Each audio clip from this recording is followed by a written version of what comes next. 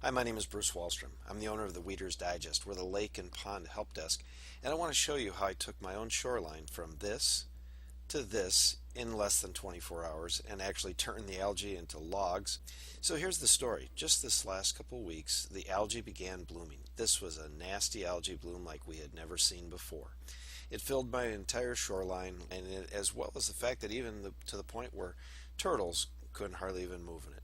This is my shoreline. I've actually got a total of 750 feet of shoreline on a peninsula, and so about 300 feet of it was completely plugged full of algae, and it began to compress by the wind and the wave act. This entire 350 feet of algae, it actually got to the point where you could actually begin to see it going from about 3 inches thick to eventually being about 2 feet thick. So at the same time we had this algae bloom, it was quite ironic that at that very day a magazine was actually coming over to do a story about my business and the positive effects it was actually having on local lakes and actually on a worldwide basis. And so if you take a look, you can see exactly what was behind us in the photo shoot. Needless to say, we had to go to another location. Now, certainly at this point in time, we had a choice of how we wanted to manage this. This is basically what the Weeder's Digest is all about, is solving these type of issues, and we've done it for people literally all around the world. But one option would be to use a herbicide or an algicide, and although we do carry those in our showroom, it's our least favorite method of using it. So we kind of decided to do the more unique.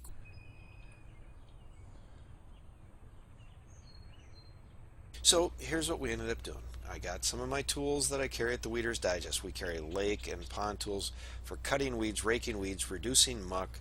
We've got automatic equipment, but one of the tools I used this particular day was my lake rake that it's got floats on it.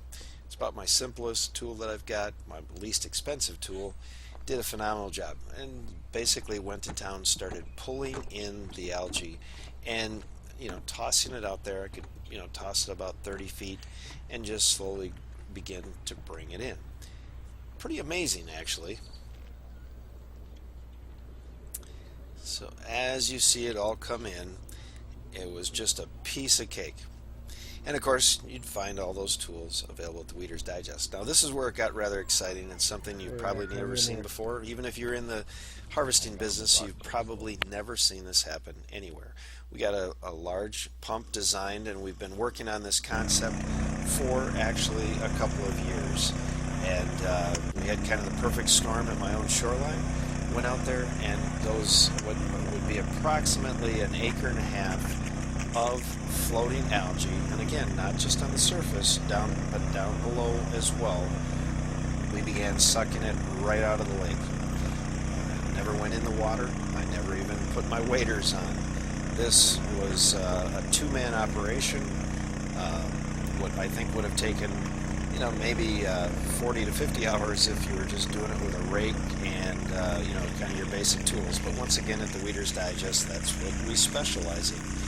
In addition to that, we used my very popular, what we call our aqua blaster. We used that to help push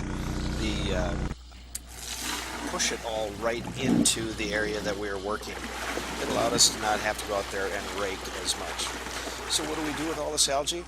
I actually put it right up on my yard, allowed it to actually drain off, and what the most important thing of this process was that we emulsified it. In other words, we took those, what probably would have been, I would say tons of algae and phosphorus, and instead of actually having to deal with tons of algae, we actually had a pump that would spin it so fast that it would actually, what we call, emulsify it.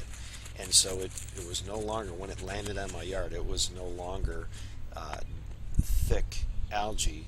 It was just the very basic components of what the algae was, and it also squeezed the air out of it, so it made it very small. Look at, this is about an acre's worth of algae on my yard, allowed to drain off. And then what I did was actually go in, let it dry for a few days, and rip it up.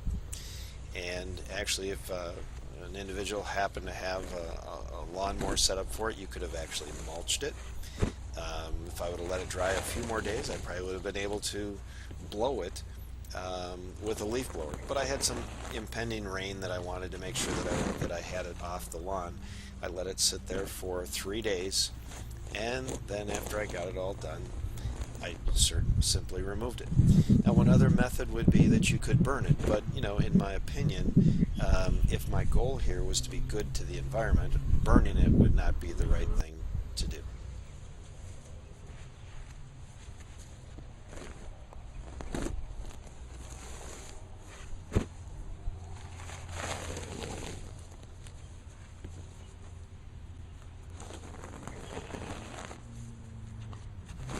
So if you can just imagine for a moment the incredible amount of phosphorus that's been removed from the lake, that's been applied to my lawn, that in the end result, from an environmental standpoint, from the footprint that I'm leaving behind, is so dramatically different than had I gone through the normal process, allowed the algae to just die, sink to the bottom, create another level of muck, another level of phosphorus and nutrients on the bottom of the lake.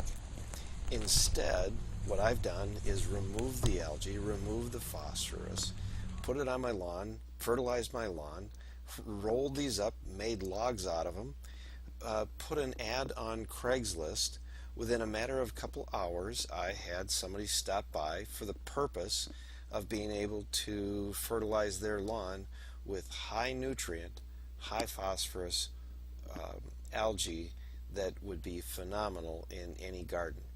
And then, of course, more importantly, on a personal note, that I can actually enjoy my shoreline, that I don't have a bunch of muck on the bottom, and that I didn't have to use any herbicides, algicides, or anything else that would have possibly damaged the environmental conditions of my shoreline and, of course, the lake itself. So here's an opportunity for the Weeder's Digest to, rather than just try to improve my own shoreline for my own benefit, for my own swimming, it actually was improving the benefits of the lake itself and the environment, and doing the better thing for everyone involved.